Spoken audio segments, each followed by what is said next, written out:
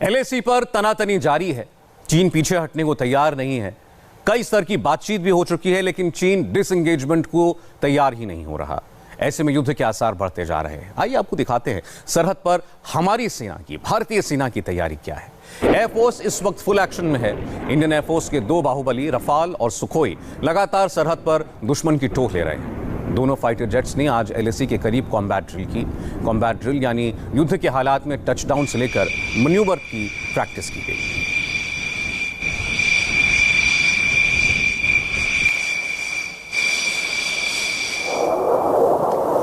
Indian air force में commission होने के बाद रफाल बीते कई दिनों से एलएसी के करीब उड़ान भर चुका है। इसमें सरहद के हालात की 3D मैपिंग से लेकर दुश्मन की लोकेशंस की पहचान तक की गई है। आज भी सुबह रफाल विमान ने फॉरवर्ड लोकेशंस पर उड़ान भरी।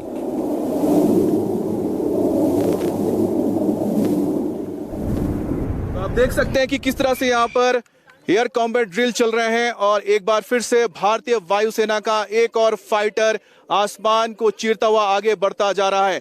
तो आप देखिए, ये है भारतीय वायुसेना का सबसे नया विमान राफेल। राफेल आप देख रहे हैं, लेके आसमान पर राफेल इस बार उड़ान भरता हुआ आप इंडिया टीवी पर राफेल को देख रहे हैं। ये है वो राफेल जिसके लिए इंतजार किया गया था। भारत के गोल्डन एरोज में आया हुआ रफाल आप देख रहे हैं, लेके आसमान पर इस वक्त रफाल विमान उड़ान भरता हुआ। पहली बार हमने यहाँ पर इसको इस तरह से कॉम्बैट ड्रिल करते हुए देखा है। तो जिसका इंतजार था एलएसी पर आ चुका है रफाल। और इस वक्त आप अपने स्क्रीन पर देख पा रहे हो कि रफाल विमान को अंबाला में ये बेस है, लेकिन आपको बता दें कि इसको 10 सितंबर को ही पूरी तरह से औपचारिक तौर पर भारतीय वायुसेना में शामिल किया गया था। इस वक्त आपके स्क्रीन पर आप राफेल को एयर कॉम्बैट ड्रिल करते हुए देख रहे हैं।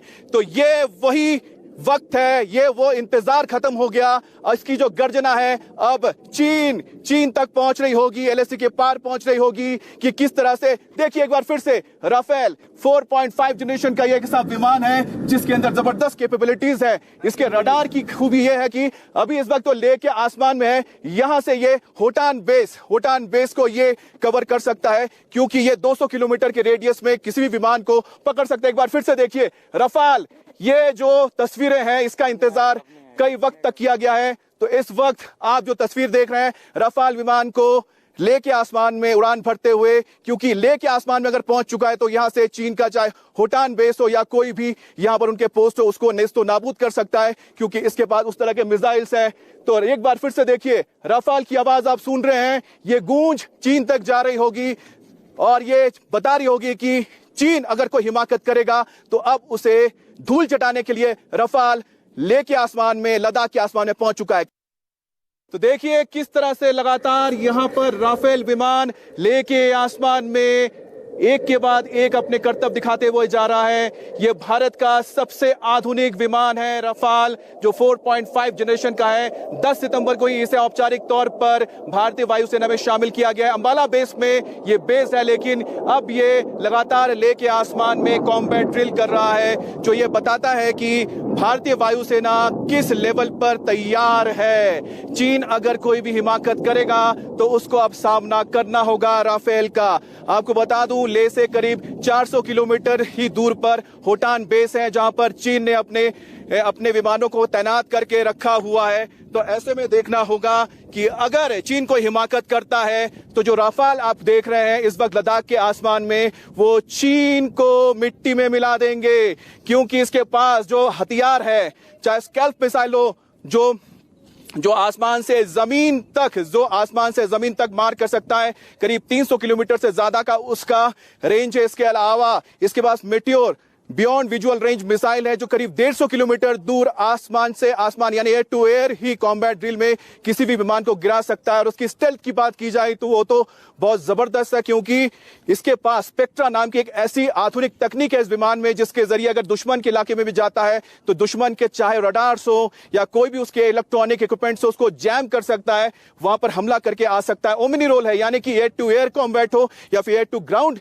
कॉम्बैट हो या फिर रिकॉनिसेंस हो, यानी दुश्मन के इलाके में घुस के जासूसी करके चीजों के बारे में जानकर वापस आ जाना, यह रफाल की खूबी है। और अब यह लद्दाख के आसमान में है, एलएसी पर है, यानी कि सभी भारतीय और हमारी सरहद अब महफूज है, क्योंकि जो आसमान का जो महाबली है रफाल, वो पहुंच चुका है लद्दाख। रफाल के साथ साथ ब्रह्मोस क्रूज मिसाइल से लैस सुखोई फाइटर जेट्स ने भी सरहद के ऊपर उड़ान भरी। देखिए लेह के फॉरवर्ड बेस से इंडिया टीवी के रिपोर्टर अमित पालित की एक और रिपोर्ट। तो लद्दाख के आसमान में Su-30 की ये उड़ान आप देख रहे हैं। लगातार आज 2 Su-30 लद्दाख के आसमान में कॉम्बैट ड्रिल कर रहे हैं और देखिए किस तरह से आया ये Su-30 एयरक्राफ्ट टचडाउन नहीं करते हुए, यानी कि आता है टचडाउन नहीं किया लेकिन ऊपर से ही जो एयर स्ट्रिप है उसके ऊपर से गुजर गया ऊपर की तरफ और ये आसमान को चीरते हुए आगे जा रहा है। ये दूसरा Su-30 देखिए, दूसरा Su-30, ये दूसरा Su-30 इसने भी टचडाउन प्रैक्टिस की है। दरअसल क्या होता है कि ये कॉम्बैट ड्रिल है। ये जो आप Su-30 देख रहे हैं ये लेह एयर बेस पर बेस नहीं है, ये दूसरे जगह से आते हैं और यहां पर एयर कॉम्बैट ड्रिल करते हैं कि अगर युद्ध के दौरान अगर इन्हें यहां पर लैंड करना पड़े तो किस तरह से लैंड करेंगे, ये इनको बताया जाता है।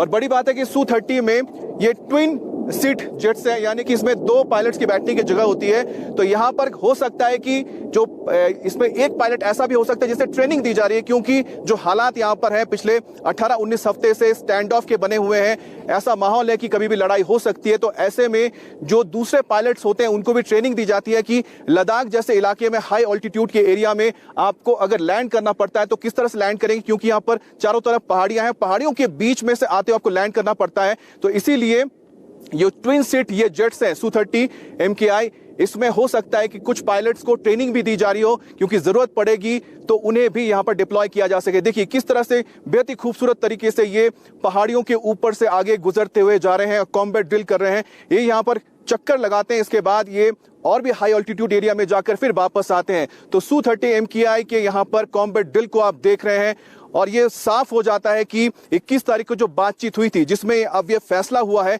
कोई नतीजा तो नहीं निकला कि कब दोनों देशों के जो फोर्सेस हैं वो पीछे हटेंगी, लेकिन एक बात तय हो गई है उसमें कि वो अपने ट्रूप्स को और नहीं बढ़ाएंगे, यानी कि और ज्यादा ट्रूप्स को नहीं भेजा जाएगा LAC पर। लेकिन फिलहाल उसकी जरूरत भी इसलिए नहीं है क्योंकि चीन के अगर 40 से 50 हजार सैनिक LAC पर मौजूद हैं, तो उसी तरह से भारत ने भी मिरर इमेज की तरह यानी कि मिरर डिप्लॉयमेंट करते हुए LAC के पास उन्होंने अपने उतने ही तादाद में साजो सामान, फोर्सेस, हथियार तैनात कर दिए हैं और एयरफोर्स तो यहां पर 24 घंटे इसी तरह से मुस्तैद हैं। तो आप ये देख रहे हैं किस तरह से लेह के पास लगातार यहां पर MiG-29 हो, Su-30 MKI हो, इसके अलावा अपाचे अटैक हेलीकॉप्टर्स हो, ये लगातार यहां पर कॉम्बैट ड्रिल कर रहे हैं। और बड़ी बात आपको बता दें कि इस वक्त हमने आपको जैसा दिखाया है कि किस तरह से पेयर्स में Su-30 MKI यहां पर कॉम्बैट ड्रिल कर रहे हैं, उसकी वजह सिर्फ एक है कि अगर लड़ाई होती है तो कभी भी एक एयरक्राफ्ट नहीं जाता, हमेशा 2 एयरक्राफ्ट साथ में जाते हैं ताकि एक दूसरे को वो देख सके, एक दूसरे की मदद कर सके। एक आगे रहता है, एक पीछे रहता है। और बड़ी बात है कि Su-30 इस तरह के एयरक्राफ्ट है कि 17 किलोमीटर भी अगर दूसरा एयरक्राफ्ट पीछे है तो अपने जो सामने वाला उसका एयरक्राफ्ट होता है उसके साथ कम्युनिकेशन होता रहता है। ये सबसे बड़ी बात है और दोनों एक साथ मिलकर अटैक कर सकते हैं। इस बीच एक बड़ी बात आपको बता दें, जो खबर आई है कि चीन ने अपने इलाके में 13 ऐसे पोजीशंस बनाए हैं, यानी 13 ऐसे मिलिट्री बेसेस बना दिए हैं LAC के करीब, जिसके जरिए चीन भारत के ऊपर प्रेशर डालने की कोशिश कर रहा है।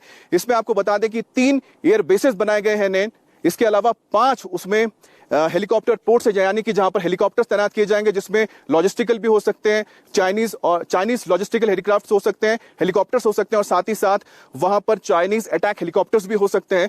और इसके अलावा 5 एयर डिफेंस पोजीशंस बनाए गए हैं, जहां पर चीन ने, एयर डिफेंस का मतलब होता है कि उन्होंने सरफेस टू एयर मिसाइल्स वहां पर तैनात किए हैं। तो कुल मिलाकर चीन ने अपने यहां पर जो नई तैयारी की है और बताया जा रहा है कि 2017 का जो डोकलाम स्टैंड ऑफ हुआ था उसके बाद ही ये 13 नए उन्होंने बेसेस तैयार किए हैं, पोजीशंस तैयार किए हैं LAC के करीब। लेकिन घबराने की बात इसलिए नहीं है क्योंकि भारतीय सेना ने भी अपने पोजीशंस को मजबूत रखा है, चीन पर नजर है और खास तौर पर लद्दाख जैसे फॉरवर्ड एरिया में हमारे जो फॉरवर्ड एयर बेसेस हैं वहां पर भी हम लगातार आपको दिखा रहे हैं कि किस तरह से हमारे फाइटर एयरक्राफ्ट दिन रात एयर कॉम्बैट ड्रिल कर रहे हैं ताकि चीन को वक्त आने पर माकूल जवाब दिया जा सके। आखिर सरहद पर रफाल और सुखोई की इस कॉम्बैट ड्रिल का मायने क्या है? लेह में ग्राउंड जीरो पर मौजूद इंडिया टीवी के रिपोर्टर्स अमित पालित और मनीष प्रसाद आपको समझाएंगे। जब हम रिपोर्टिंग कर रहे थे उस वक्त मैंने देखा कि किस तरह से रफाल ने यहां पर अपनी गर्जना के साथ टच डाउन करते एयर कॉम्बैट पेट्रोल दिखाया और ये जो एयर कॉम्बैट पेट्रोल था उसको देखने के बाद हमें पता लगा कि किस तरह से भारतीय वायुसेना ने अपनी तैयारी कर रखी है और इंडिया टीवी ने सबसे पहले आपको वो तस्वीरें दिखाई थी। मनीष, बातचीत हुई 21 तारीख को, उसके बाद ज्वाइंट स्टेटमेंट आता है जिसमें कुछ भी नतीजा नहीं निकलता है, और उसके बाद हम देखते हैं कि आज राफेल लेह में कॉम्बैट जेट पेट्रोल कर रहा है और साथ ही साथ टचडाउन की प्रैक्टिस। ये पहला मौका था जब मिलिट्री और डिप्लोमेटिक टॉक्स एक साथ किए गए। 6th राउंड टॉक था, 7th राउंड टॉक होगा और इसमें तय किया गया कि अब फॉरवर्ड पोजीशंस पर एक्स्ट्रा डिप्लॉयमेंट जो और सेना की तैनाती दोनों तरफ से नहीं होगी। लेकिन ये बता दें कि दोनों तरफ से लगभग 50,000 सेना की तैनाती है। और उसी बीच में 10 सितंबर से लेकर, यानी इंडक्शन जब रफाल का हुआ गोल्डन एरोज में, तब से लेकर आज तक 8 बार उसने सॉर्टी की है। डेमोग्राफिक, यानी ये जो पूरा एरिया दिखाई दे रहा है ना अमित, इस पूरे एरिया की डेमोग्राफिक टेरेन और साथ में जो पूरी मैपिंग है वो करने के लिए रफाल यहां पर आया। 4.5 जनरेशन का मल्टी रोल नहीं बल्कि ओमनी रोल फाइटर एयरक्राफ्ट जो अपने पूरे वेपन सिस्टम के साथ लैस है। हैमर वेपन के तौर पर है इस समय मीका, उसके अलावा meteor, scalp missile stand of weapon जो है वो इसमें आएगा। और कॉम्बैट एयर पेट्रोल के तौर पर ये क्वीन ऑफ एयर है, यानी स्ट्राइकर कैपेसिटी के साथ चाइनीज पीएलए को सीधा संदेश कि इस समय Su-30, मिराज 2000 और MiG-29 अपग्रेडेड के साथ रफाल इस आसमान पर एयर डिफेंस और स्ट्राइकिंग रोल में सामने है। बिल्कुल, क्योंकि स्ट्राइकिंग रोल बहुत इंपॉर्टेंट है, क्योंकि इससे पहले रफाल जो यहां पर उड़ान भर रहा था वो टेरेन मैपिंग हो रही थी, यानी कि इसको समझने के लिए कि आगे भौगोलिक स्थिति क्या है। लेकिन आज आपको बता दें यह बहुत अहम है, क्योंकि 21 तारीख को बातचीत होती है, बातचीत का नतीजा नहीं निकलता है। लेकिन उसके बाद हम देखते हैं कि 23 तारीख को रफाल यहां पर आता है एयर कॉम्बैट पेट्रोलिंग करने के लिए, जिसमें वो टचडाउन करता है। अब तक जो Su-30 MKI किया करता था उसको हमने करते हुए देखा रफाल को। इसका मतलब साफ है कि भारत तैयार है अगर चीन कोई भी हिमाकत करता है। सबसे बड़ी बात है कि रफाल का आने का मतलब यह हो जाता है कि होटान बेस जो यहां से महज 450 किलोमीटर दूर है, वहां पर जे सीरीज के विमान तैनात हैं और साथ ही साथ एवॉक्स वहां पर तैनात हैं। मनीष, होटान बेस अब रफाल के रेंज में है। 826 किलोमीटर का लाइन ऑफ एक्चुअल कंट्रोल चुमार से लेकर दौलत बेग ओल्डी, उसके ठीक दूसरी तरफ चाइनीज पीएलए का होतान, गारगुंसा, शिगात्से, कासगर एयरबेस है, जहां पर उन्होंने अपने आर्म्ड यूएवी J-20 जैसे फाइटर एयरक्राफ्ट बॉम्बर्स को डिप्लॉय कर रखा है। और इसके साथ साथ वो लगातार एरियल रेकी भी कर रहे हैं। लेकिन एयर डिफेंस के तौर पर भारतीय वायुसेना ने अपनी पूरी पैकेज फॉर्मेशन, जिसमें एयर एंगेजमेंट, एयर डिफेंस, साथ में एयर टू सरफेस अटैक, इन सब की पूरी तैयारी कर ली है और इसे टारगेट फोल्डर कहते हैं। दरअसल ये target folder Su-30 with BrahMos, MiG-29 upgraded, Mirage 2000 और अब स्ट्राइकिंग कैपेसिटी के साथ Rafale fighter aircraft multiple target को एंगेज करने की क्षमता के साथ इस पूरे 826 किलोमीटर के लाइन ऑफ एक्चुअल कंट्रोल पर एक एयर वॉल के तौर पर खड़ा है। और चाइनीज पीएलए को पता है, इसीलिए चाइनीज पीएलए अपना डिप्लॉयमेंट इंक्रीज कर रहा है एयर डिफेंस के तौर पर। लेकिन वो हिमाकत नहीं करेगा कि इस समय भारतीय सेना के करीब आ सके या फिर भारतीय वायुसेना के पास पहुंच सके। तो सरहद पर तनाव तो है, लेकिन भारतीय फौज की तैयारी भी आपने देख ली। युद्ध अगर होता है तो चीन के अंदर कैसे घुसेगा भारत, यह आपको हम बताएंगे एक ब्रेक के बाद।